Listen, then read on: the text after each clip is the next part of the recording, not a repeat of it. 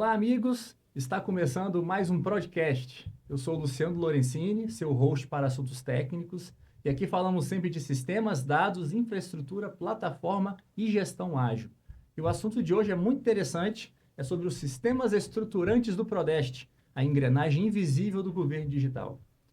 E para falar desse assunto, temos aqui dois especialistas. Hoje eu recebo Marcos Tadeu Torres, que é supervisor dos sistemas estruturantes. Muito obrigado por sua participação hoje, Tadeu.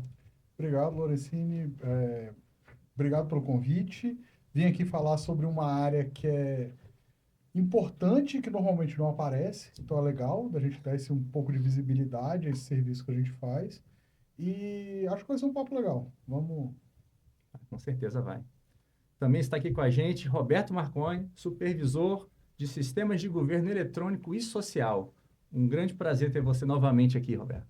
Obrigado pelo convite de novo, Luciano. Estou muito feliz de estar aqui novamente, poder contribuir com esse assunto. Hoje, um dos temas que eu administro, o Edox, ele é um dos principais usuários da área estruturantes. Sim. Então, vai ser legal contar um pouco dessas histórias aqui. Ah, excelente. Então já vamos direto ao ponto. Vou até começar com o Tadeu. Vamos embasar a conversa e explicar o que são os sistemas estruturantes do Prodeste, o que eles fazem, como que isso começou, que tipo de problema estava tentando ser resolvido na época.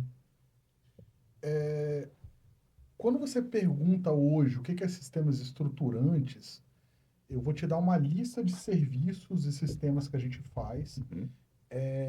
Só que quando a gente começou, né? Você me perguntou quando começou, por que Uhum. chegou nesse ponto. Quando a gente começou, a gente não tinha essa visão que a gente tem hoje. Isso é uma divisão atual do cenário onde a gente chegou. É uma coisa que veio acontecendo e a gente chegou no estado que a gente está hoje. Se eu tivesse que definir os sistemas estruturantes, eles são sistemas que fornecem serviços e funcionalidades para outros sistemas. Certo. Então, normalmente, a maioria dos meus sistemas, eles não são direcionados diretamente ao cidadão. A gente está falando aqui de Prodeste, né? Serviços para o governo do estado, para a população em geral. Só que os sistemas estruturantes, normalmente eles fornecem serviços para outros sistemas que aí sim vão fornecer esses serviços e funcionalidades para o cidadão. A gente tem uma suíte grande de sistemas, né? Uns 15, a gente vai falar sobre eles. Mas tudo começou lá para 2014. 14. Então tem aí já mais de 10 anos. Sim. Na época a gente tinha acabado de entrar na Prodeste, tinha tido um concurso recente ali, Uhum. final de 2010, começo de 2011, foi mais ou menos a época que eu entrei na Prodeste. Sou dessa época também. O Marconi acabou entrando logo depois, mas acho que do mesmo concurso. Sim. E chegou uma demanda na época de dois sistemas que não existiam na época, duas demandas de serviço para a população, que era um sistema para seleção, que na época o Estado ele fazia tipo uns concursos simplificados, que selecionava pessoas para trabalhar no Estado. Tem várias formas de você selecionar esse pessoal. E, em paralelo, chegou uma demanda de você fazer um serviço de estágio para o Estado. Tá. Inclusive, um sistema de sucesso esse de estágio que vem evoluindo com o tempo. E, na época, chegaram as duas demandas quase que em paralelo, e a gente começou a avaliar o que ia ser necessário para desenvolver esses sistemas. E ambos iam ser necessário ter um cadastro do cidadão. Estamos falando aqui de 2014, Sim. gente. Não tinha GovBR, não tinha identidade digital. Uhum. Na época, o Gmail estava começando. Sim. Era uma época, tem aí uns 11 anos já. E, e aí, o que aconteceu? A gente precisava fazer um cadastro de cidadão. Na época, a gente fez o que viria a ser hoje o acesso cidadão. Sim. Na época, passou por vários nomes, tá, gente? Era Acesso ES, ES Cidadão. Na época, teve até uma campanha para decidir nome e tal, e acabou virando o Acesso Cidadão. Qual que era a ideia? Eram as pessoas que iam participar desses dois sistemas, o sistema de seleção e o sistema de estágio, que virou os Jovens Valores, para as pessoas da população poderem se cadastrar. Uhum. Na época, no sistema, por exemplo, pra você ter uma ideia, na época a gente nem pediu o CPF, porque o CPF não era obrigatório. Foi uma lei que veio depois que Sim. tinha gente. Hoje em dia você já faz uma certidão de nascimento e já vem com CPF. Sim. Na época não tinha isso e tinha pessoa adulta que não tinha CPF. Você precisava ter CPF se você ia pagar imposto de renda e tal, mas Sim. se você pensar que a gente atendia, a gente atende, né, a população inteira, na época tinha pessoa de mais idade que não tinha CPF. Nunca precisou na vida, né? Tinha pessoa que tinha CPF, tinha uma regra antigamente que a esposa podia usar o CPF do marido. Então, tipo assim, só tinha um CPF. Sim. Então, tipo assim, tinha cenários, era um cenário diferente do que a gente tem hoje, com desafios totalmente diferentes. Então, na época, o Acesso Cidadão ele veio até com alternativas. Gente, estamos falando de uma época pré-GovBR, era uma época de começo de sistemas digital. A gente tinha, por exemplo, login com o Google, a gente tinha login com o Twitter da época. Facebook, talvez. Não, a gente tinha o Twitter na época, o Uhum. Twitter era até interessante. Na época, o Twitter tinha uma funcionalidade que você podia fazer login por celular, com SMS. Isso era aberto, qualquer sistema podia se integrar a isso. E para não ter que fazer a contratação de SMS. Gente, estamos falando isso de 10 anos atrás. SMS era moda e era muito caro na época, porque não tinha o WhatsApp. E aí, não tinha o WhatsApp que é hoje, né? Acho que nem tinha o WhatsApp na época mesmo. E aí a gente tinha integração com o Twitter na época por causa dessa funcionalidade de SMS. Legal. E então a pessoa podia logar por SMS, pelo Google, ou por login e senha. E aí isso veio evoluindo. Na época a gente tinha que tratar casos de pessoas que não tinham e-mail. Era um cenário completamente diferente. E aí veio. Acho até que o Marconi participava do projeto do Seleção, né? Seleção, isso. E aí. A gente tinha necessidade na época, o Estado fazia muito, ainda faz até hoje, né, por necessidades distintas, contrata muita gente e volta e meia esses processos seletivos movimentam 5, 10, 20 mil pessoas que precisam se cadastrar. E aí o que acontecia, antes da gente ter um sistema como Acesso Cidadão, era que toda vez que um cidadão ia participar de um processo seletivo, ele precisava se cadastrar de novo, preencher todos os dados dele, CPF, data de nascimento e mais uma série de informações, e repetir a cada novo processo seletivo. E aí, com o Acesso Cidadão, a gente conseguiu pelo menos que a parte de usuário sem ele recuperar aquele acesso, consultar depois a inscrição dele, pudesse ser feita a partir de um login que ele sempre estaria utilizando futuramente. Entendi. Já era por edital nesse sistema, né? Isso. Mas também era comum que todo sistema antigamente tinha sua própria lógica de login, sua própria lógica de permissão, tinha Isso. essa... Foi exatamente isso que a gente queria simplificar. Certo. A gente tinha um pensamento duplo, né? Primeiro, facilitar para o cidadão. Poxa, a pessoa já fez o cadastro dela. Colocou. Gente, mais de 10 anos atrás, não tinha LGPD, não tinha essa discussão que tem hoje de privacidade, de controle dos meus dados.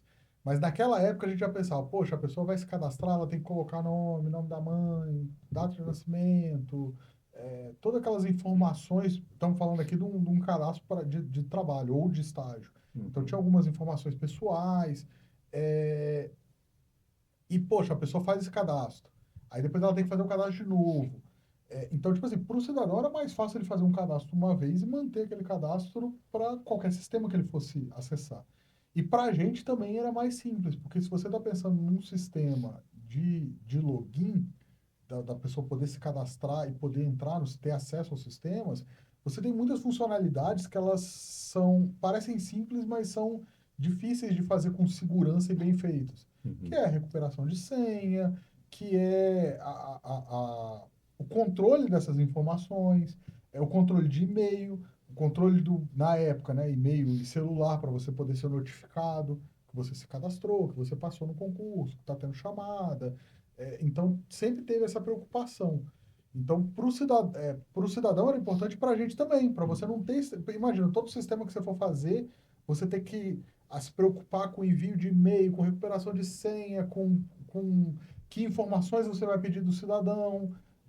Você tendo isso centralizado num lugar único, todo sistema que viesse, na época a gente estava com 2, mas depois a gente viu que a gente podia aproveitar isso para praticamente todo sistema que a gente fazia, que atendia a população, Uhum. você consegue fazer um sistema melhor, porque você vai fazendo, aprendendo, melhorando o tempo inteiro, é, e você consegue simplificar a vida do cidadão, ter um lugar único, Sim. e o desenvolvimento ele é mais você não precisa fazer a mesma coisa várias vezes. Reinventar a roda, né? Reinventar a roda, o aprendizado, ele sempre retroalimenta o mesmo sistema. Então, tipo assim, as coisas que vão dando errado, você vai corrigindo e vira aprendizado e o sistema vai cada vez estando melhor, né? E os outros que usam ele se beneficiam Eles se disso beneficiam dos automaticamente. aprendizados, sim, com Massa. certeza. Excelente. No total, você falou que são 15, né? 15 sistemas no total. Quais Por aí. você diria que seriam talvez os 3 mais importantes desse conjunto de aplicações que vocês têm hoje aqui? Tá. Quando a gente fala 15, 20, Uhum. isso depende muito do momento que a gente está falando. Como eu falei, Uhum. é uma coisa que vem em evolução. A gente vai desenvolvendo sistemas, criando novas funcionalidades ou melhorando funcionalidades conforme a necessidade. Certo. E então, tipo assim, 15 é um número que a gente está aqui na cabeça agora, mas se você me perguntar daqui a 2, 3 meses, vai ser 17, depois vira Tá. 12, porque a gente junta, separa. Entendi. Isso depende muito do momento. Eu diria hoje que os mais importantes são o organograma. Certo. Ele é um sistema que controla o organograma, os órgãos e setores de quem usa os nossos sistemas. A maior parte é o governo do estado, com as suas secretarias. Se você entrar em qualquer secretaria do estado, lá na parte de transparência e tal, vai ter um botãozinho de organograma. Normalmente, a maioria dos sites tem isso. Uhum. E aquele organograma padronizado que você vê, ele vem desse sistema de organograma. Certo. O próprio acesso cidadão, que é o Uhum. cadastro, o login único dos cidadãos. Sim. Hoje isso está muito interligado com o login do GovBR, inclusive um parênteses, né? A gente for falar aqui dos sistemas que estão ali por baixo, que a gente normalmente não aparece muito. Muita gente não sabe, mas a gente foi, por exemplo, se não me engano, o primeiro sistema do Brasil a se integrar ao GovBR Uhum. sem ser do governo federal. O Certo. governo federal também teve a mesma ideia, Uhum. mais ou menos em paralelo, fez esse login a nível federal e alguns sistemas do governo federal foram se integrando. A gente foi o primeiro de fora a fazer essa integração. Na época nem era login GovBR. Na época, por coincidência, era Brasil Cidadão. Copiaram o nosso nome. Mas era uma época, como eu falei, a gente também trocou muito de nome. Eles trocaram de nome umas 2, 3 vezes até virar o login GovBR. Uhum. E a gente foi um dos primeiros a se integrar lá, porque a gente viu, quem dera na época que a gente começou, já existisse o login GovBR como ele existe hoje. Que muito dos trabalhos, dos serviços que a gente fazia a nível estadual, a gente consegue aproveitar do login GovBR.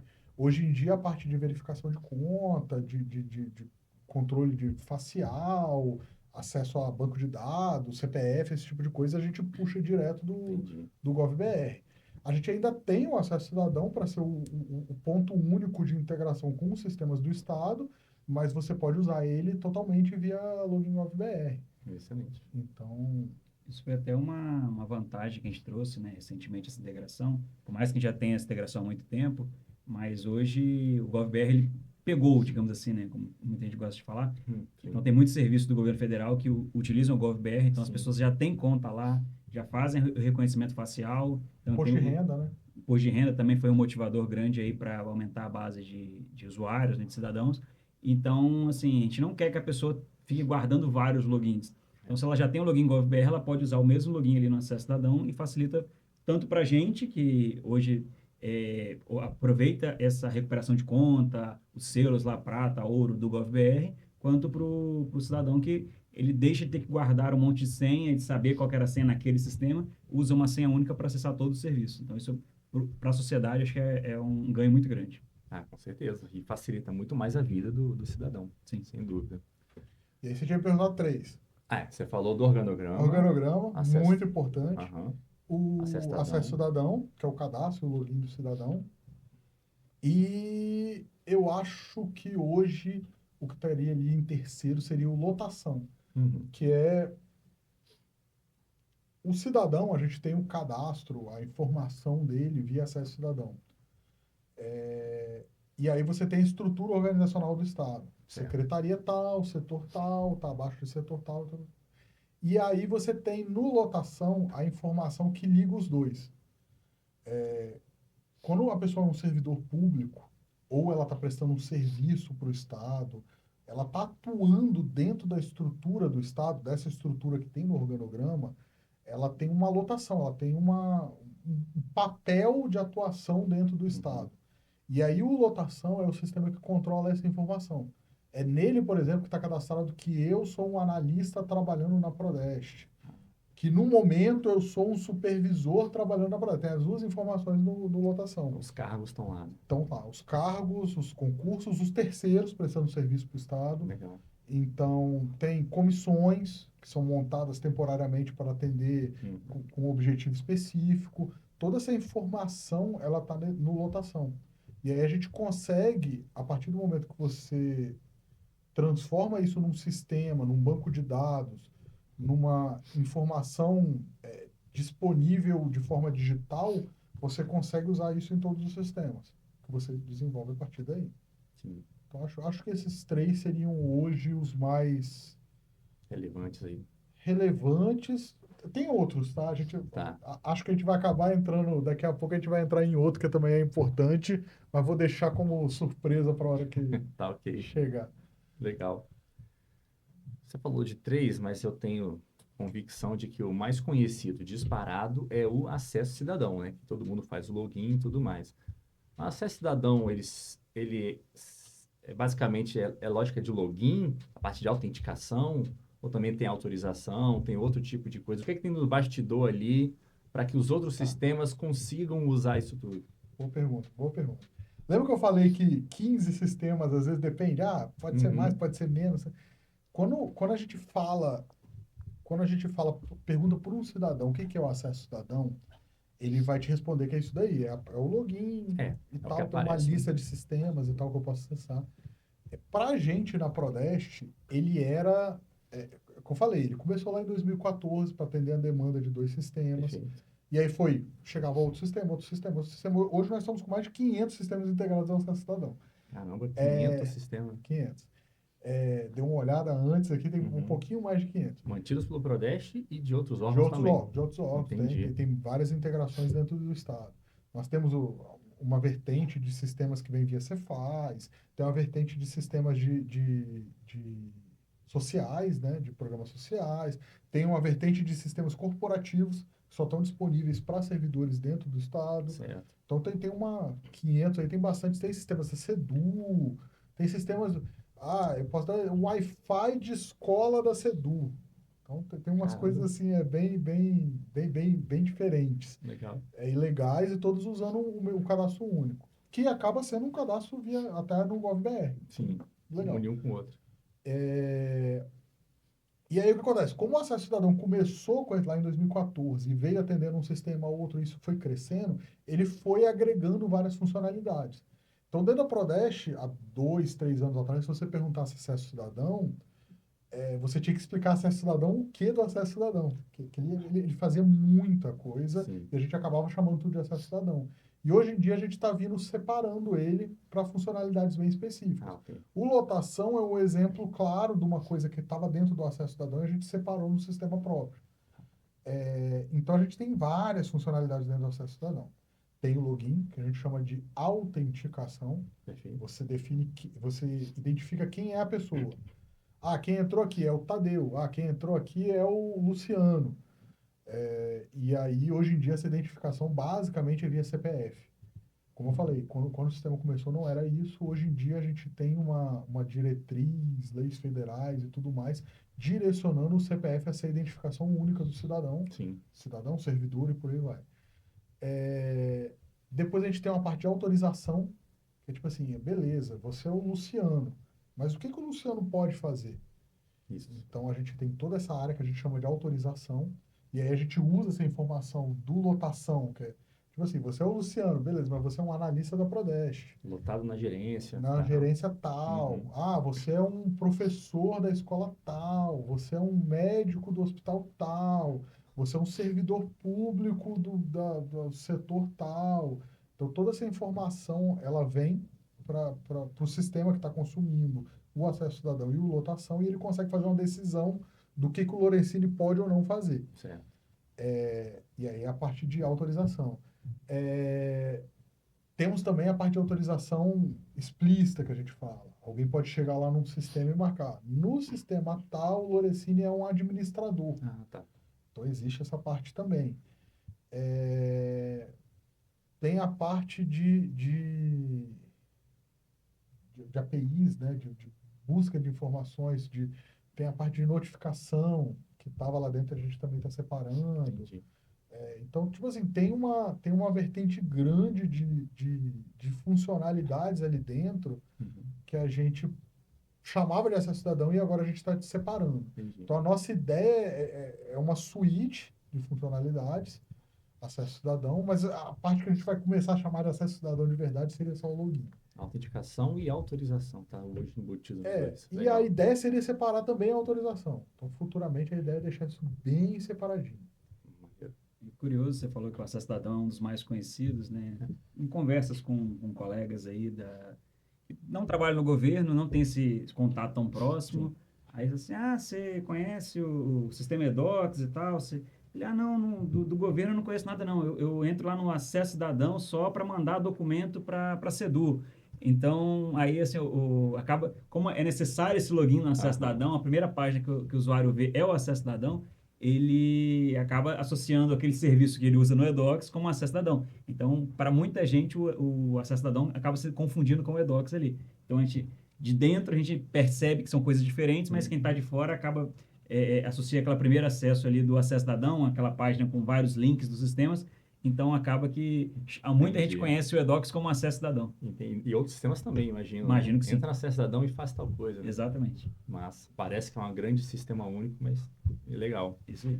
Você falou de API, é uma curiosidade que eu tenho também, porque fatalmente os outros sistemas vão ter que usar o acesso cidadão como uma plataforma, no fim das contas, porque várias informações estão lá. Isso é tudo via API? Como é que é essa autenticação? Tem alguma diferença? Tem alguma peculiaridade? Hoje em dia, a minha área, ela trabalha, sei lá, a maior parte do tempo, como eu falei, a gente não está focado em atender o cidadão, apesar da gente ser essa carinha do acesso cidadão, que inclusive está evoluindo aí, comemorando os 10 anos, estamos soltando novas interfaces, melhorando essa parte todo dia, praticamente. Mas normalmente a gente não interage muito com o cidadão, a gente interage com os sistemas. E essa interação com os sistemas normalmente é via API. Tem muita integração. E a integração é essa comunicação entre sistemas, envio de informação de um lado para o outro. Uhum. Na verdade, se você for analisar de forma técnica, né, quem conhece mais de TI e tal, a minha área provavelmente ela é mais responsável pela integração entre os sistemas. Sim. Por que acontece? Quando eu falei, a gente está trabalhando com 500 sistemas. As necessidades dos sistemas elas são muito diferentes. Então. Então, quando você está resolvendo, porque um sistema ele é criado para quê? Para resolver um problema. Uhum. Quando você está resolvendo um problema, você não precisa entender tudo de tudo que você está que você precisa lidar para resolver o problema. A gente chama isso de domínio na computação. Né? O domínio daquele problema, você não precisa conhecer todos os domínios em volta. Você precisa conhecer só o domínio que você está resolvendo. Perfeito. E aí, às vezes, você não precisa de todo... Por exemplo, eu estou resolvendo, estou fazendo um sistema novo. Vou dar um exemplo aqui bem genérico. Estou fazendo um sistema novo, eu preciso de alguma informação de organograma. Eu preciso saber quais são as secretarias do Estado. Certo. De repente, eu só preciso saber quais são as secretarias do Estado. Eu não preciso saber quais são os setores. Então, eu modelo o meu sistema, o meu domínio ali do problema que eu estou resolvendo. Eu nem sei o que é setor. Eu só sei o que é secretaria. Uhum. Porque uma secretaria, ela tem vários setores. Sim. E aí, quando a gente vai falar de organograma, por exemplo, tem secretarias, quando eu chamo, são órgãos do Estado. Uma entidade, né? Às vezes não é secretaria. Vou dar a PM, por exemplo. A Polícia Militar, ela tem mais de 1000 setores. Se você entrar lá no organograma, que é um sistema público, o organograma é SGOV-BR, você vai poder consultar lá a estrutura da Polícia Militar, você vai ver que ele tem mais de 1.000 setores. Juntando todos os batalhões, tudo que tem. Tudo. Cada 1.000 setores, areazinha e gente. tal.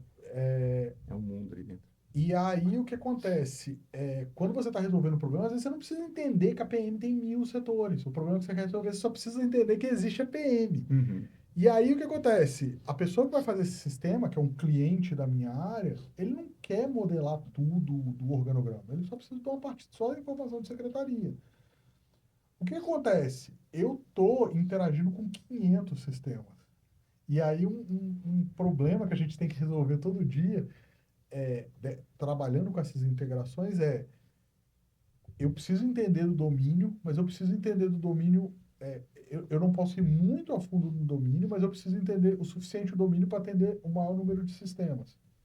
Então, o tempo inteiro, a gente está discutindo como funciona essa modelagem de informações do Estado para os sistemas estruturantes poderem funcionar de uma maneira útil, de uma maneira que funciona mesmo, que está ali ativa, rodando, e seja útil para os sistemas. Então, é um balanço entre eu não posso ter muita informação, porque se eu tiver muita informação, vai ser difícil manter aquilo atualizado, mas eu também não posso ter pouca, porque eu tenho que atender um monte de sistema. Então, o tempo inteiro a gente tem que ficar ali discutindo como funcionam as regras de negócio do Estado para você ter o conjunto de informações útil o suficiente para você conseguir atender 500 sistemas.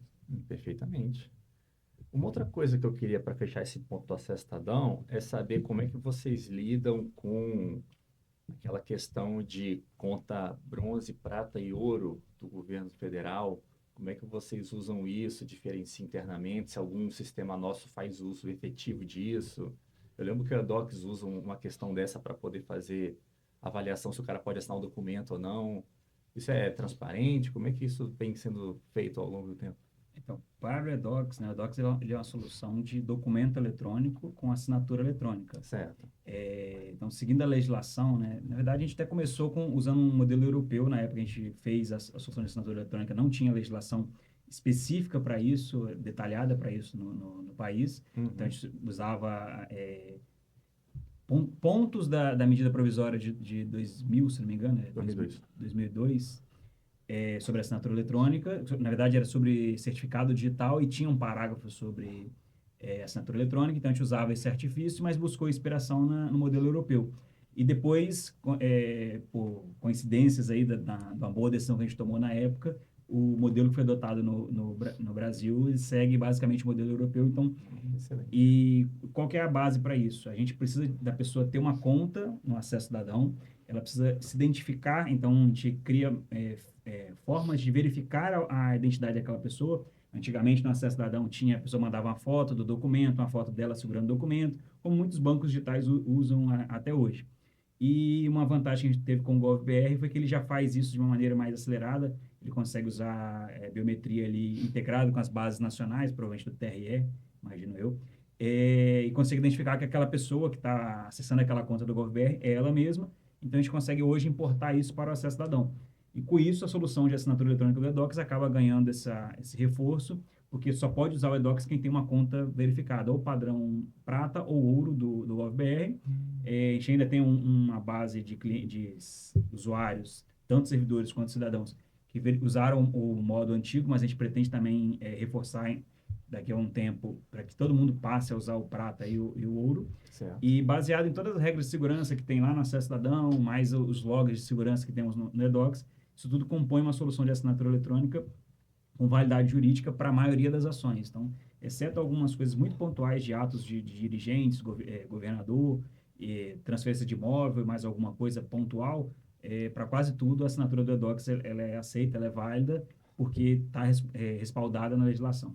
Entendi. Tudo isso por conta da conta ouro, prata e bronze que o Acesso Cidadão gerencia e pega do GovBR. Isso, e todas as medidas de segurança que o Acesso Cidadão permite também. Não adianta você só ter o selo ouro, mas ter uma ferramenta com falha de segurança, que seja fácil trocar a senha de alguém. a ter acesso à sua conta, eu estaria tirando a confiança que existe hoje na assinatura do eDocs, se eu não tivesse esse controle. Então, a gente tem várias ferramentas de auditoria ali, de quem acessou, de onde foi esse acesso, que aquela pessoa que acessou é ela mesma, usando o padrão prata ou ouro do GovBR. Então, é isso que torna a assinatura mais robusta e mais confiável. Ah, massa.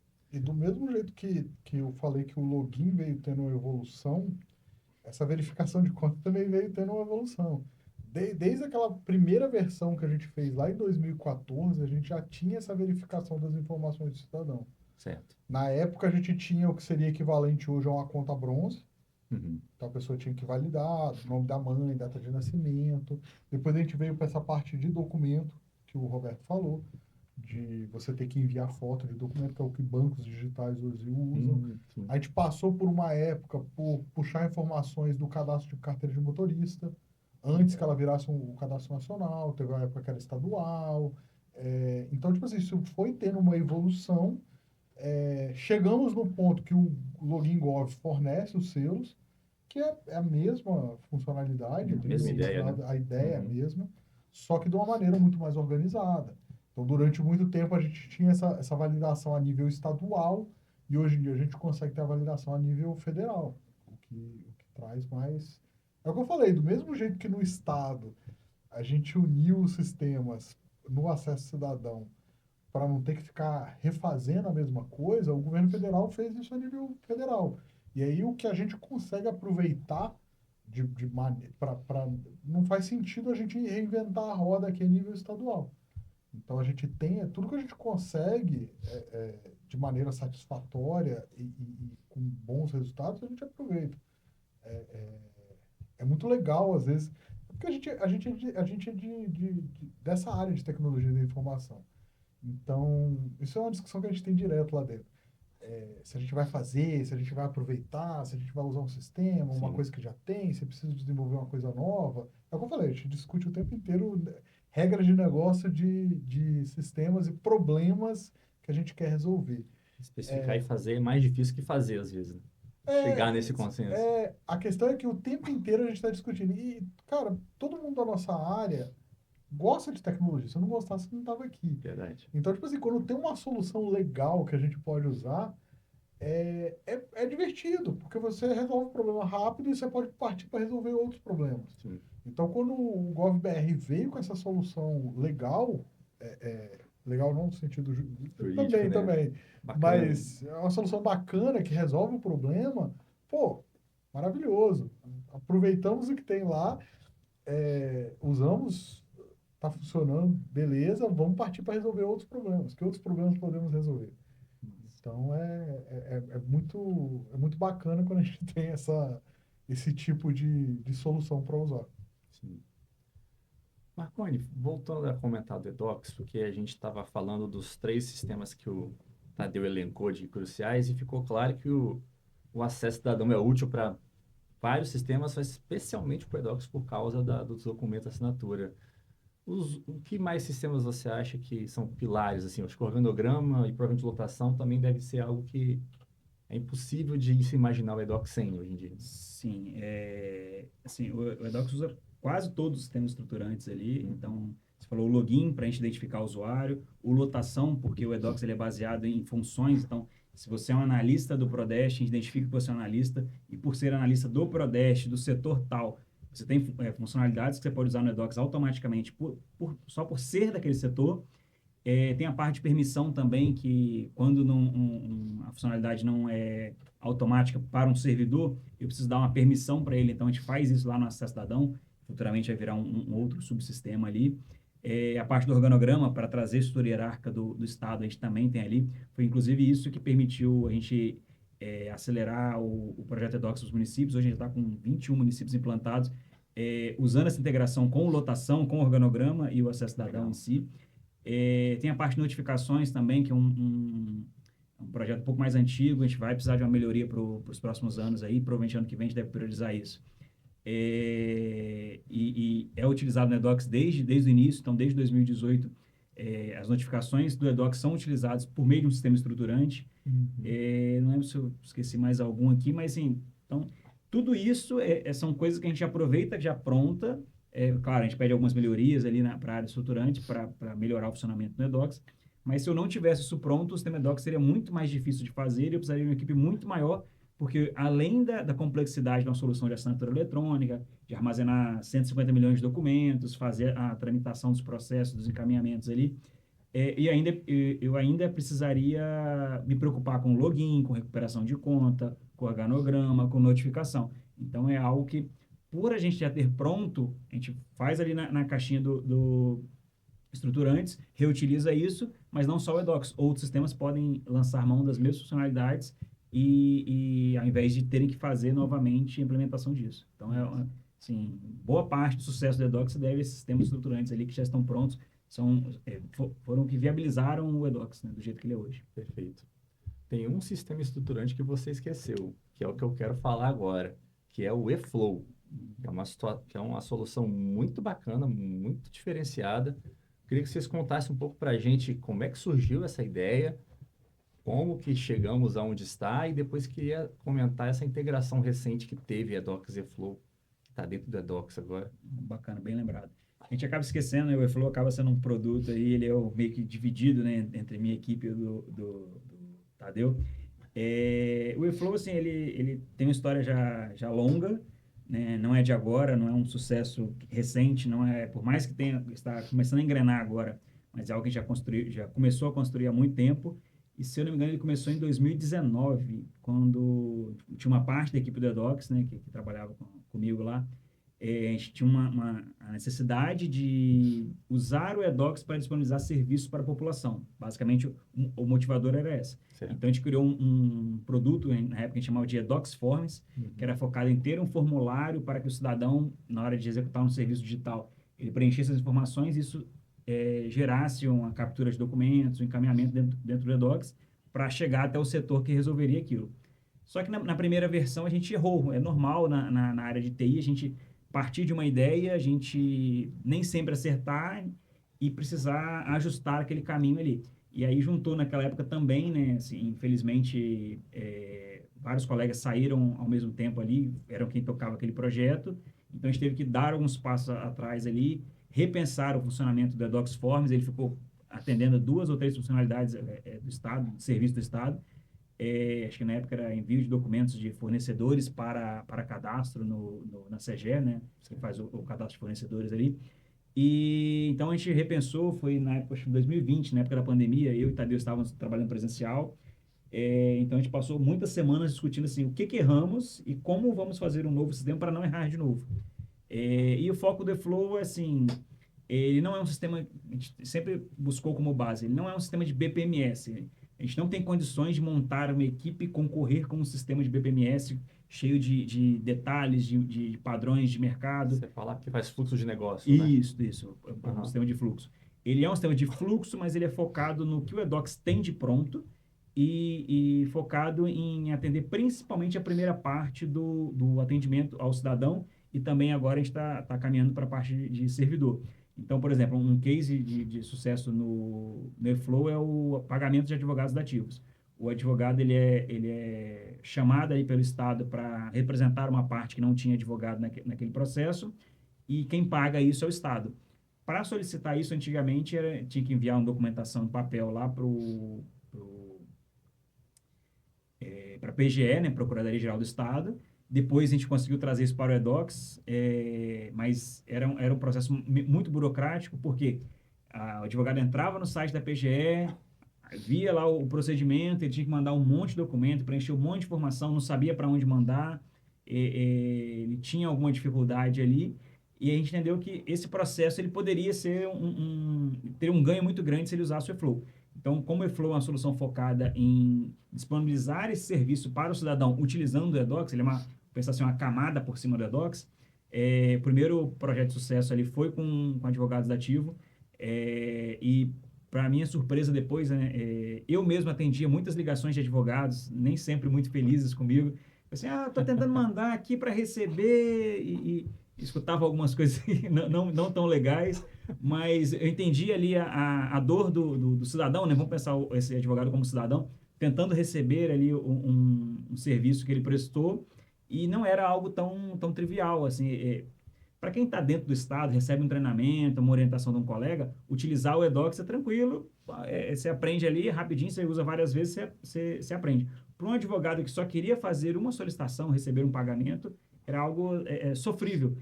O eDocs tem vários conceitos ali de arquivologia que são necessários para uma instituição, para um órgão público, mas que para o advogado ele só queria mandar o documento, preencher as informações e receber o pagamento. Sim. Então, com o eFlow, a gente conseguiu criar esse serviço mais fácil, que ele guia o advogado, ele sabe ali o que ele tem que preencher, quais documentos ele tem que anexar, isso já chega direto no setor que vai processar esse pagamento, que vai processar esse pedido. Então, foi um sucesso muito grande, né? O pessoal da PGF teve uma parceria muito boa com a gente nesse projeto, nessa ação, e hoje a gente tem, acho que são 100 solicitações de advogados ativos por dia. Então, é um volume muito grande ali, mais de 30 mil ao longo do ano.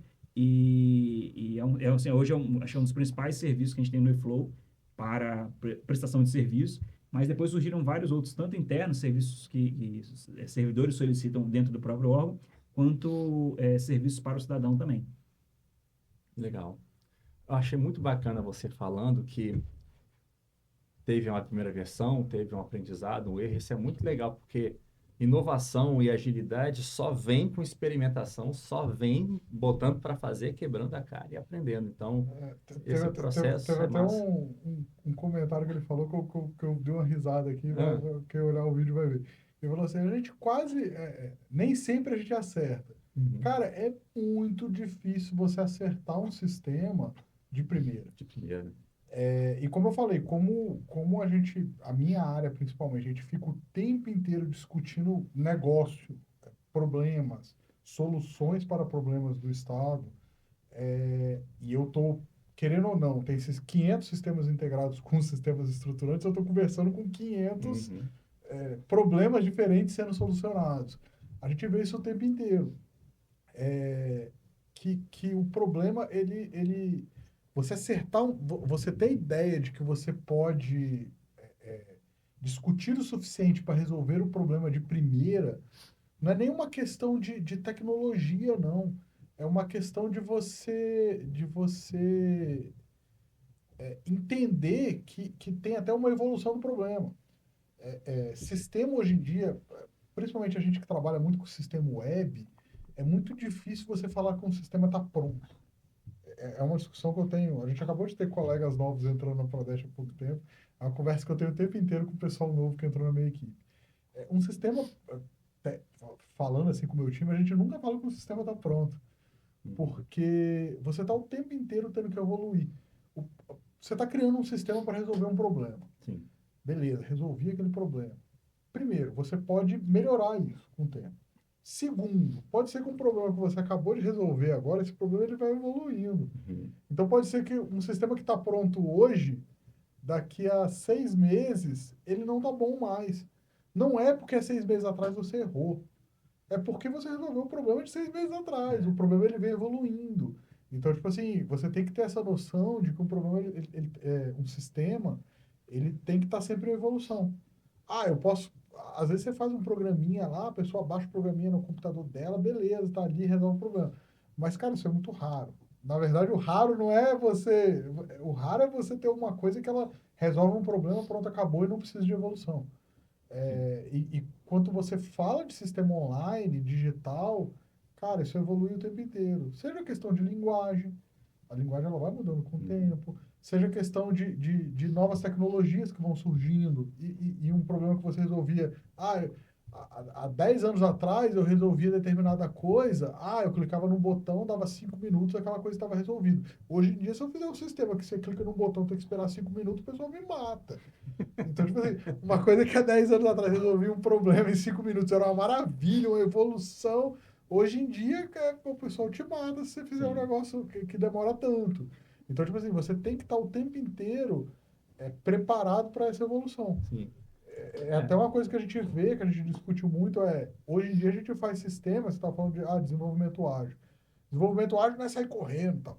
É você estar preparado, é um desenvolvimento que, tipo assim, você resolve um problema, mas você está preparado para evoluir. Você tem que estar preparado para mudar. Sim. Você tem que ser. É uma coisa que eu falei, a gente tem colegas que acabaram de chegar, que eu tenho que repetir às vezes muito para os meus colegas. o pessoal, quando você resolve uma coisa, você faz o sistema, você se apega àquilo, né? Ah, o meu sistema resolveu o problema, fiz mó legal, bonito, não sei o que lá, tá rápido, tá seguro, tá resolvendo o problema. O pessoal se apega àquilo. E você não pode se apegar muito ao sistema que você fez. O que eu costumo falar com o pessoal é papo de internet, de coach e tudo mais. Você tem que gostar do problema que você está resolvendo. Sim. Porque você faz um sistema agora, resolve o problema, mas, cara, de repente você tem novas ideias, tem novas tecnologias, você pode resolver aquele problema melhor ainda. Uhum. Então você tem que estar preparado o tempo inteiro para largar o que você fez e começar de novo, ou dar uma evolução. Então, tipo assim, isso é um aprendizado que a gente tem que estar sempre de olho. E a necessidade das pessoas vai mudando ao longo do tempo também. Se você não buscar meios de se adaptar rápido, de entregar novas soluções ou adaptar as soluções de uma maneira rápida, você acaba tendo dificuldade.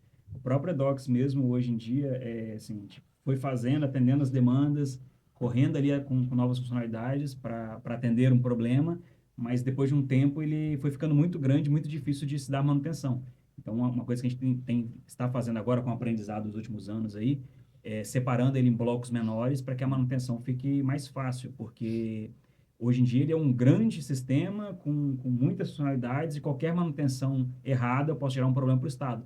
Há 5 anos atrás, às vezes um probleminha, uma instabilidade na Docs, geraria algumas reclamações, mas nem tanto. Mas hoje o Estado para. Se eu tiver um problema na Docs, como a gente já teve no passado, aí alguns que ficou vários dias ou várias semanas com problemas com mau funcionamento, eu gero problemas para pagamento de fornecedor, para contratação de serviços e para vários outros processos que são executados no Estado, que muitos demandam que o problema seja resolvido de uma maneira bem acelerada. Então, a gente tem que estar atento a isso, pensar em como resolver esses problemas e como tornar o sistema também, né, sem nenhum apego, como o Tadeu falou, como a gente pode mudar e evoluir aquele sistema ao longo do tempo e de uma maneira bem rápida para que os novos problemas sejam resolvidos também de maneira mais rápida. Legal. E a parte de público, eu acho que faz muita diferença. Como o Roberto falou, o Edox ele é muito focado no negócio do Estado. Uhum. Então, por um servidor público, que ele tem uma certa formalidade nas coisas que a gente faz e como a gente se comunica dentro do governo, ele faz todo sentido. Você tem processos, você tem documentos, você tem treinamento, tem todos os termos jurídicos, técnicos que vêm da lei, tá? Às vezes um servidor fica pau da vida, por que eles usam esse termo aqui? Às vezes é um termo... Avocamento, né? Nossa, coisa horrorosa. É um termo que está vindo da legislação, gente. A gente tem que seguir a lei. E é um sistema ele focado para esse negócio do Estado. Quando um cidadão e o que acontece? A comunicação com a população também tem que ser nessa linguagem. Só que o cidadão ele não conhece essa linguagem. Eu estava falando de advogado. O advogado talvez seja a parte da população fora do governo que mais entenderia disso. Porque eles lidam com legislação, lei o tempo inteiro.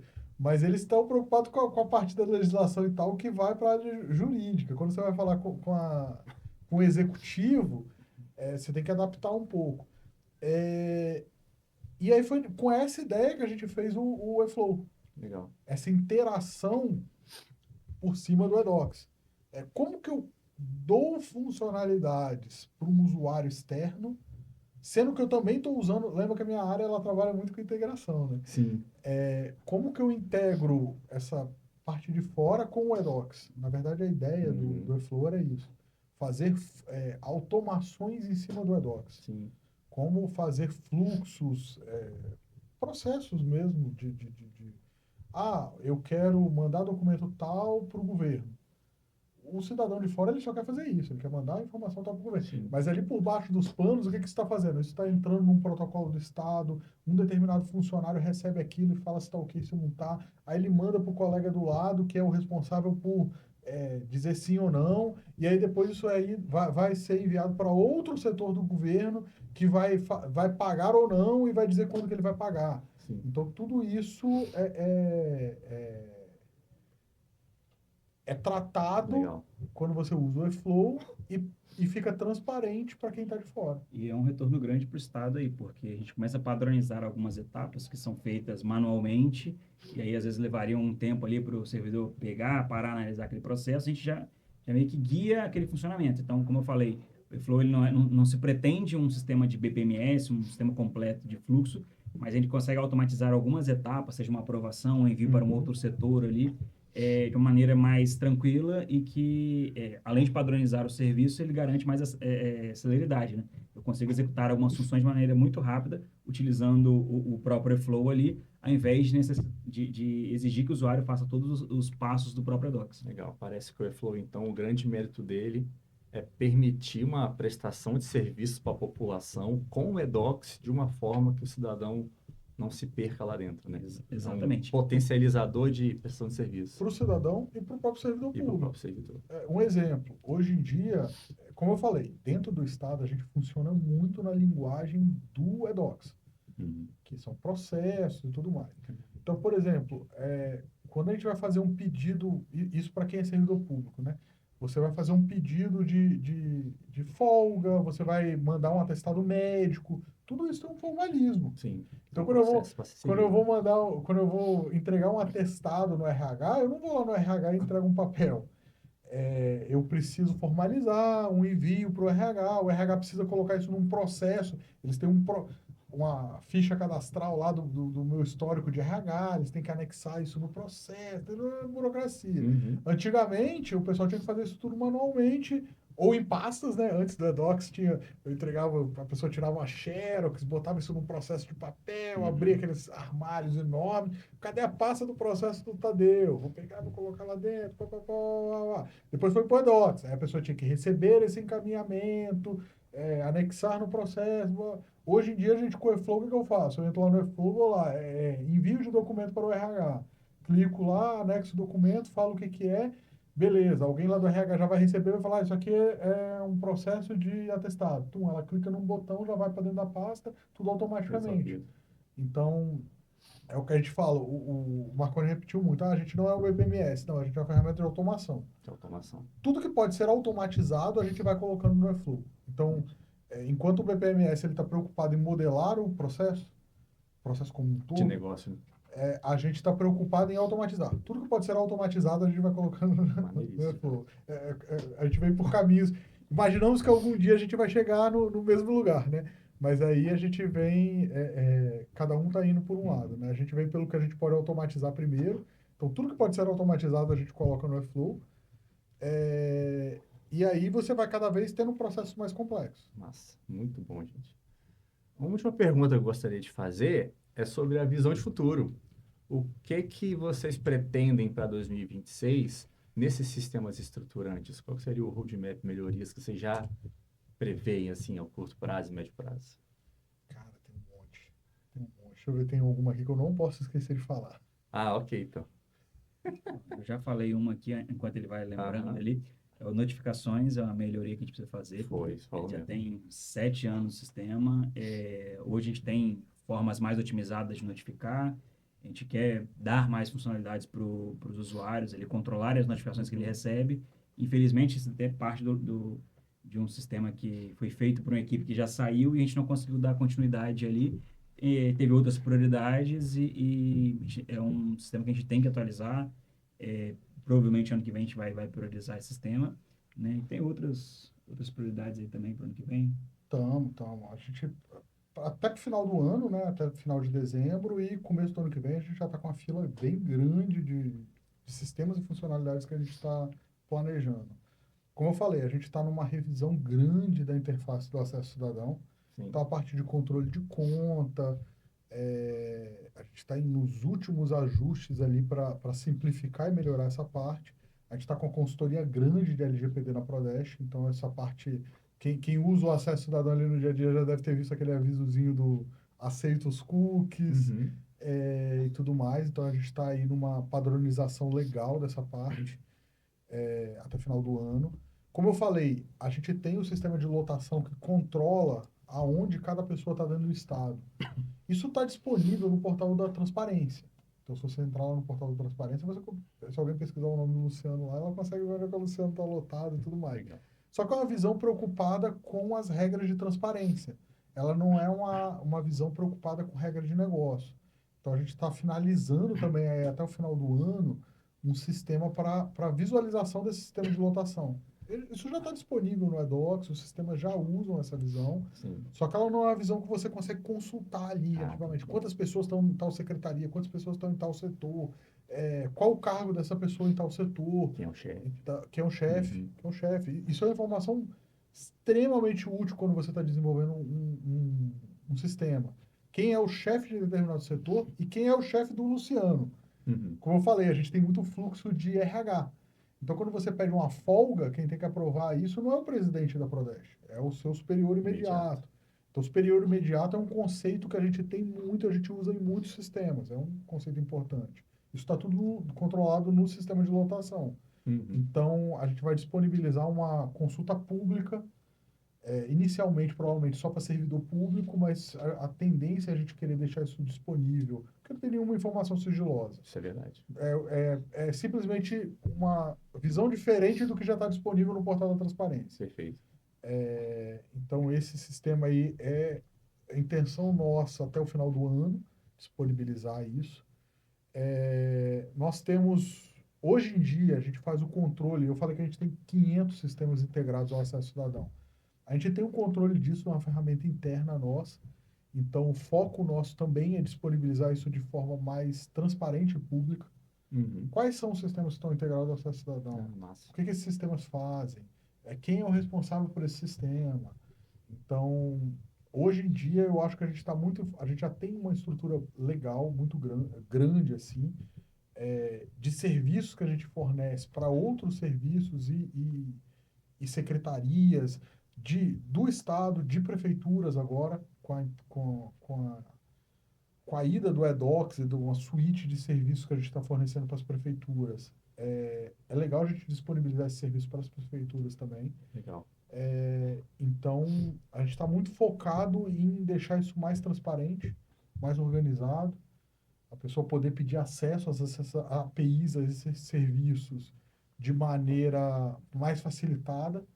O Zoneflow, provavelmente, vai ter um fluxo lá de pedido de acesso à API, que aí o chefe, o gestor imediato vai poder aprovar aquele pedido e aí criar os cadastros e tudo mais. Então, a gente está muito nessa etapa de automação, integração e transparência do que a gente está fazendo. Maravilha. Muito bem, gente. Ponto final nesse podcast. Eu agradeço imensamente a participação de vocês, Tadeu, Marconi, muito obrigado. Esse papo foi muito importante, muito esclarecedor. Vou abrir aqui para as suas considerações finais, para a gente poder encerrar. Muito feliz por ter participado aqui, esclarecer mais os pontos do trabalho que a gente vem fazendo. E, mais uma vez, obrigado pela oportunidade aqui. Então, estamos à disposição. Mais algum assunto aí? Maravilha.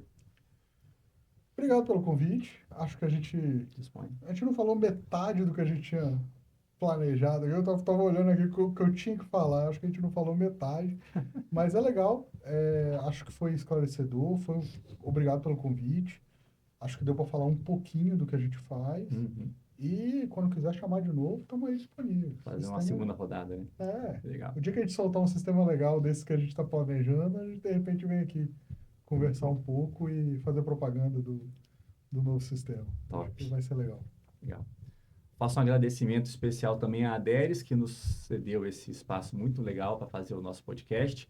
E um agradecimento a você que já há mais de uma hora está aqui acompanhando nossa conversa. Muito obrigado e até a próxima, galera. Valeu!